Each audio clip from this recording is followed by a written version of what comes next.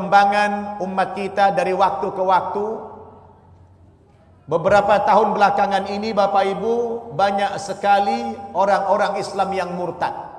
Betul? Banyak sekali yang murtad.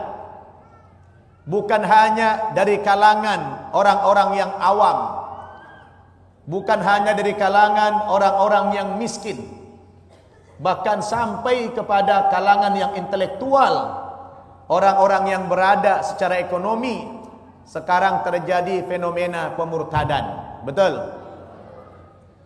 Kenapa orang sampai terjadi murtad, ibu-ibu dan bapak-bapak? Sementara di satu sisi ada juga saudara kita dari agama lain masuk ke dalam agama Islam. Kalau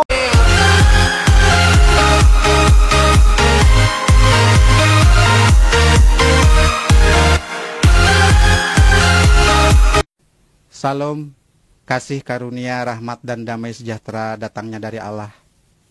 Tapi tertuju kita menghadap Tuhan, mengharap ampunan serta ridhonya. Pada kali ini saya akan memberikan kesaksian. Nama saya Hirman Pasa, berasal dari Kota Kembang, Bandung. Pada saat itu saya menganut agama Islam karena turunan dari orang tua dan nenek moyang saya. Dan pada saat itu juga saya menjadi seorang pendidik di salah satu pondok pesantren di Kota Kembang, Bandung. Jadi pada saat itu saya sakit jantung, bahkan saya harus dirawat di rumah sakit Bromeos, Bandung. Dokter memutuskan saya harus dioperasi karena pada saat itu jantung saya bocor dan jantung saya itu udah biru sebelah. Nah, pada saat itu masih menganut agama Islam. Nah, di samping saya itu ada satu pasien jantung juga, cuman itu orang Kristen. Yang nunggunya itu ibu-ibu setiap pagi, setiap siang, sore, bahkan setiap malam suka menyanyi dan memberikan doa kepada pasien itu. Seperti mana pujiannya? Seperti ini.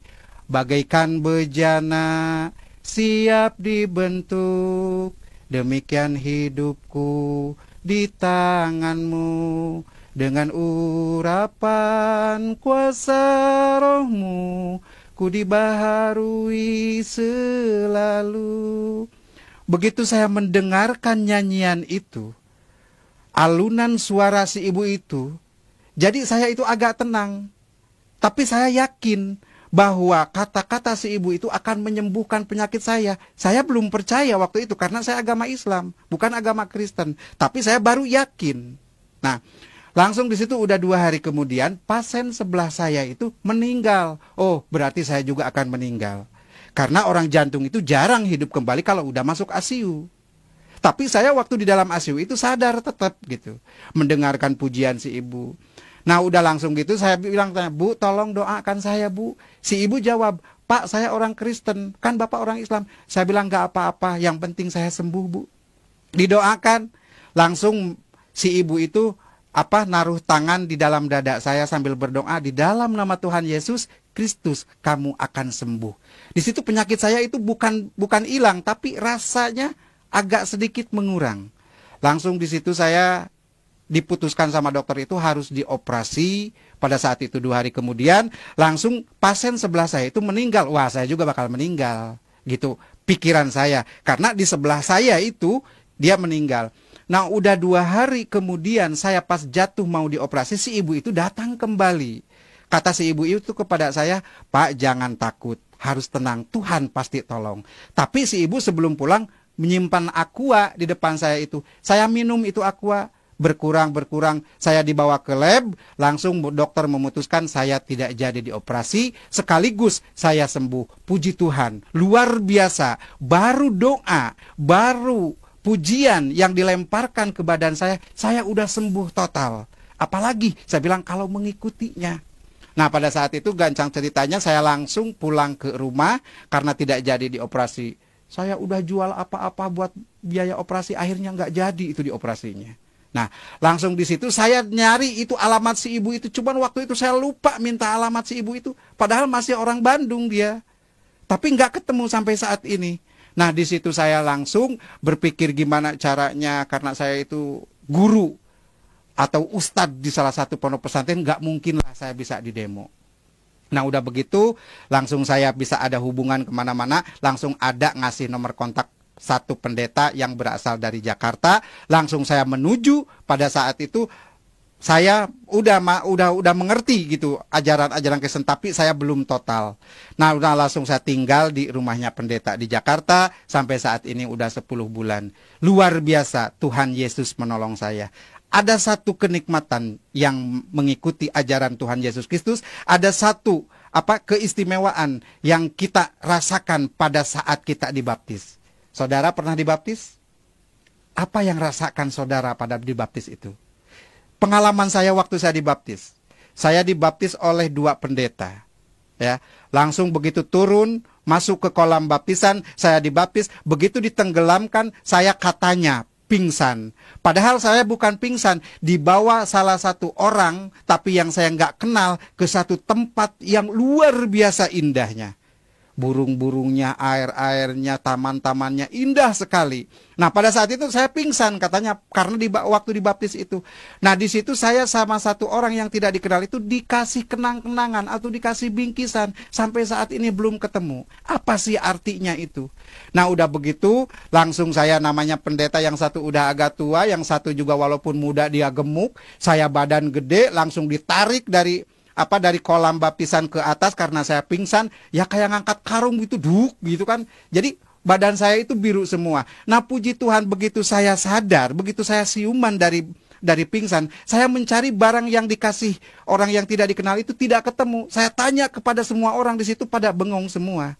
Jadi apa sih yang berbentuk buku bukan, berbentuk Alkitab juga waktu saat itu saya belum mengenal benar. Nah langsung saya setelah dibaptis, langsung saya kembali lagi ke rumahnya Pak Pendeta. Jadi sampai saat ini saya sudah 10 bulan di rumahnya Pak Pendeta. Luar biasa Tuhan menolong saya. Cobaan, kritikan dari keluarga, bahkan sekaligus saya dibuang dari keluarga, bahkan istri tercinta satu pun minta dicerai, anak pun sampai saat ini tidak ada komunikasi dengan saya. Tapi bagi saya nggak apa-apa. Yang penting saya punya Bapa, yang penting saya punya juru selamat. Karena waktu di dalam dulu itu tidak ada juru selamat. Ada juga syafaat. Ya, kalau syafaat itu kalau orang mau syafaat, disyafaatkan. Kalau juru selamat itu beda. Semua orang mengikuti dia pasti jalan. Mungkin ini yang dinamakan Shirathul Mustaqim. Jalan kebenaran. Saya pernah pernah membaca di dalam satu kitab Tizan Daruri. Kalau di dalam Islam itu tauhid. Ya, kalau di dalam Kristen itu adalah teologi, ketuhanan. Di situ di dalam Tijan dikatakan la ilaha illallah iku maujud, la ilaha illallah iku ma'bud. Kalau orang di masjid kan suka baca itu. La ilaha illallah, tiada Tuhan selain Allah, iku maujud, yang berbentuk. La ilaha illallah iku ma'bud, tiada Tuhan selain Allah kecuali untuk diibadahan. Jadi kita ibadah itu kepada Tuhan yang berbentuk wujudnya. Harusnya. Jadi namanya wujud berbentuk itu bisa dilihat, bisa diraba, itu berbentuk, itu wujud. Sedangkan dulu saya itu ibadah kepada Allah. Mana Allahnya itu nggak ada. Karena di dalam Al-Quran dikatakan Allah itu tidak punya tempat. Bukan di aras, bukan di surga, bukan di neraka. Tuhan itu laisa kamitslihi syai'un di dalam Al-Quran. Tidak ada satu tempat pun untuk Allah. Sedangkan Tuhan itu di dalam kata lafaz tauhid itu berbentuk mauzud. Nah di situ, oh jelas. Jadi sedikit-sedikit sampai saat ini saya menggali bahwa inilah jalan kebenaran. Luar biasa Ibu Bapak Saudara. Isa Al-Masih, juru selamat kita, itu adalah untuk menyelamatkan kita. Saya sudah 11 bulan berjalan mengikuti Tuhan Yesus Kristus atau Isa Al-Masih. Saya minta dukungan dan doanya. Semoga saya diberikan kekuatan dan kesabaran. Dan saya minta doanya juga dari semua pihak untuk Pak Pendeta yang mengurus saya dan keluarganya. Semoga beliau ini diberkati. Jadi saya menghimbau, pesan dari saya, yang sudah mengikuti Isa Al-Masih dari kecil, jangan sampai jadi kalaf. Rugi banget. Kita tadinya dari naik taksi, naik ke beca. Memang semua juga kendaraan, tapi rugi banget gitu. Jadi tetap Kita sampai mati pun, sampai kemana pun, sampai tua pun, diberikan cobaan apapun, kita harus kuat mengikuti Isa Al-Masih. Karena Isa Al-Masih adalah is the best bagi kita. Juru selamat bagi kita semua. Saudara yang terkasih, mungkin inilah yang saya perlu sampaikan. Jadi pesan dan kesan bagi saya untuk semua, yuk mari kita pegang kuat-kuat. Jangan sampai kita jadi mu'alaf. Tuhan memberkati.